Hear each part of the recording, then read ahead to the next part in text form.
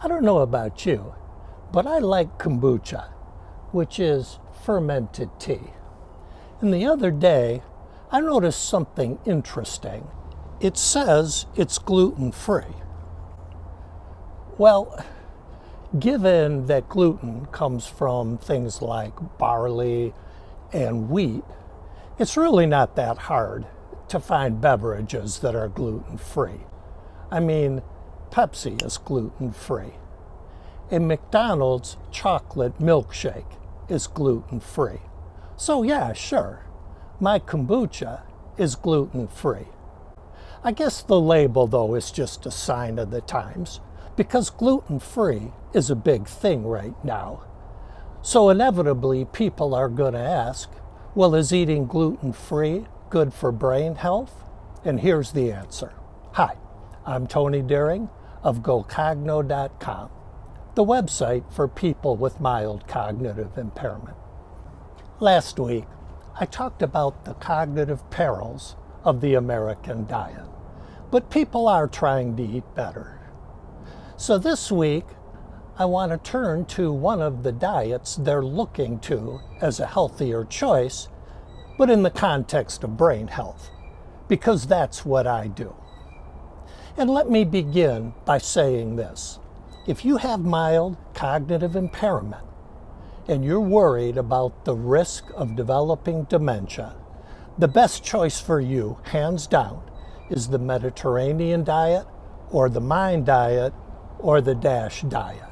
All of the evidence, and there's a lot of it, indicates that these are going to work best for you. Unfortunately for them, they lack the glam factor. When it comes to diets, people seem to be attracted to what's popular, what's hot, what's trending on Twitter. And right now, that would be gluten-free. And there's nothing wrong with that. It is a very healthy choice for people who have particular health concerns. But in terms of brain health, not so much.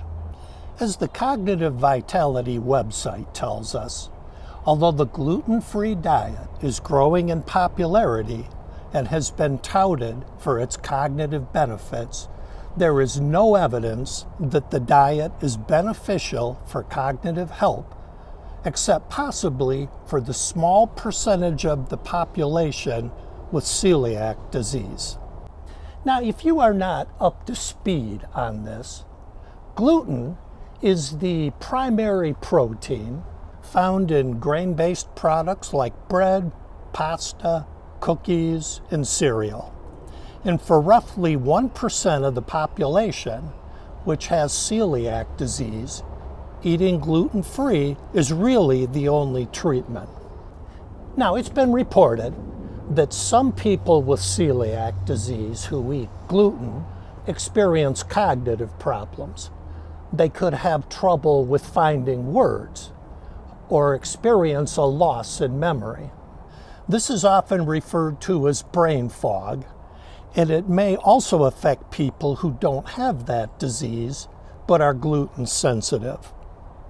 But the council goes on to say, despite popular claims that gluten contributes to cognitive problems in the general population, there is no evidence to suggest that gluten has an effect on mental function in people without celiac disease or non-celiac gluten sensitivity. It also warns that a low gluten diet, if it is low in beneficial whole grains, could pose an increased risk of coronary heart disease. The website Cognitive Vitality offers some cautions as well. It says, for healthy people, eliminating whole grains from your diet may reduce your intake of important vitamins, minerals, and fiber. Now again, I am not dismissing gluten as a cognitive concern. If you're experiencing memory problems, your doctor should be checking for that. Just be careful. There are a lot of diets out there that come and go pretty quickly, and you want to be careful about chasing after whatever the current rage is. For most people experiencing cognitive impairment, the true and tried and tested answer are the Mediterranean diet, the Mind diet, or the DASH diet. And for more information on those, you can click on the links below. I hope you find them helpful, and I hope to see you again next week. Until then, as always, be kind to your mind.